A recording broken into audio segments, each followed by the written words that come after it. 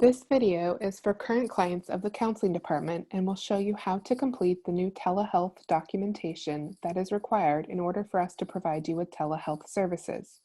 Please make sure you do not sign any documents if you still have questions or are unsure. Instead, contact your counselor and let them know you have additional questions. The first form you will need to complete is the fourth menu item called Telehealth Informed Consent. Please read this document very carefully as it outlines the risks and benefits of engaging in telehealth and other important information. If you didn't already receive a PDF version of this form from your counselor, you can request one because it may be easier to read in that format. First, you will need to enter your name, first name,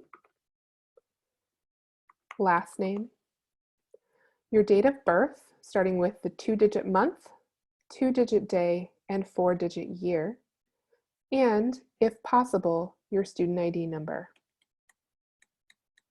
Click Complete Form and Continue. The only required action you need to take after reading this form carefully is signing it at the bottom. You can use your mouse, trackpad, or finger if you're using a touchscreen device. Remember, if you still have questions, please contact your counselor before signing this form so they can address those questions before you give consent to receive services via telehealth. If you make a mistake on your signature, you can click Clear Signature and start again.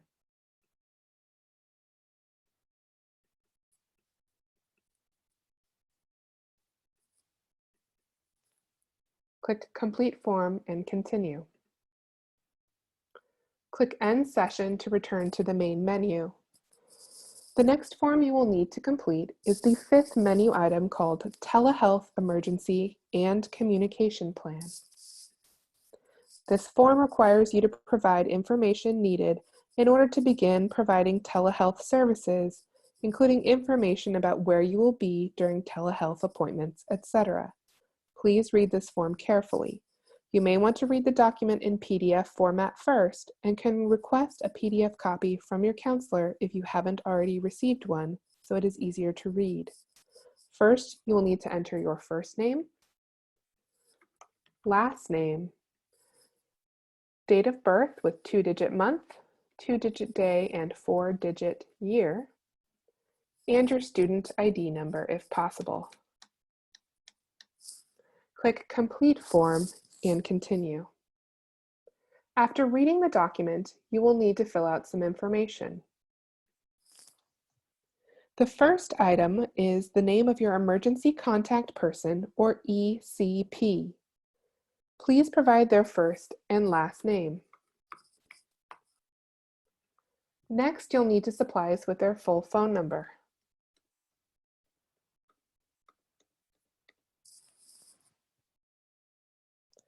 In the next section, it asks, what is the primary address where you plan to engage in your telehealth sessions? This is where you would put your complete address, including any apartment numbers or other information that would be needed.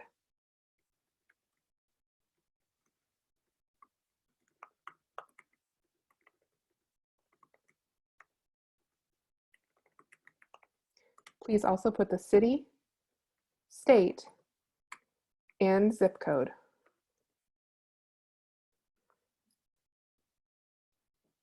Here you will identify the hospital you would prefer to be transported to in an emergency.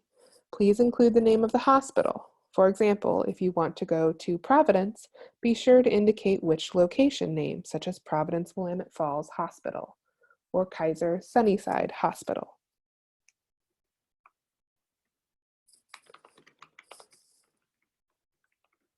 Include the phone number for the hospital on this line.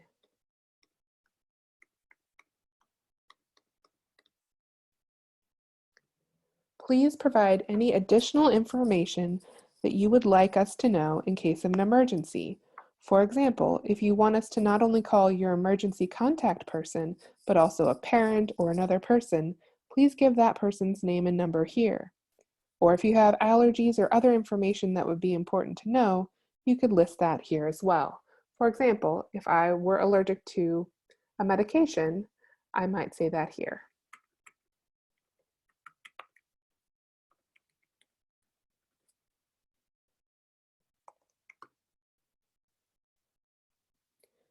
Under Communication, this is where you will indicate how you would like your provider to proceed if your telehealth connection fails or gets interrupted. There are 3 options provided in the drop-down menus, and we give you a place to choose 2 of them. The 3 options are attempt to reconnect through the technology you were originally connected through.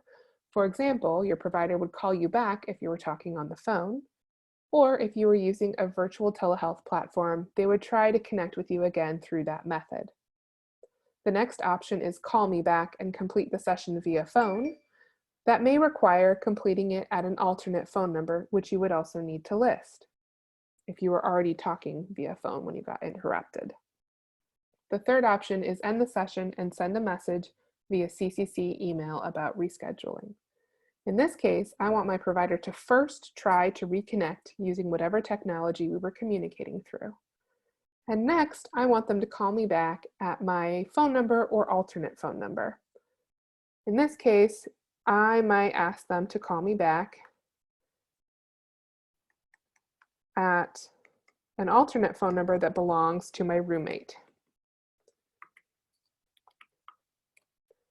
I don't necessarily recommend you ask your roommate to give you a phone, but if you would like your provider to call you back and there's another phone number that they can reach you at, you could list that here.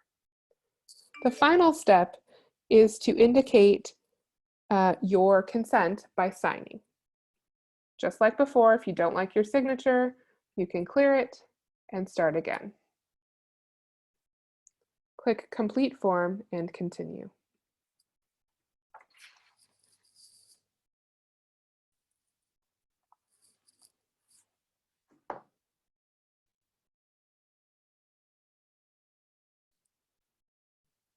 Be sure that you don't sign the form if you have additional questions. Instead, you should contact your counselor and then complete the document once your questions have been answered.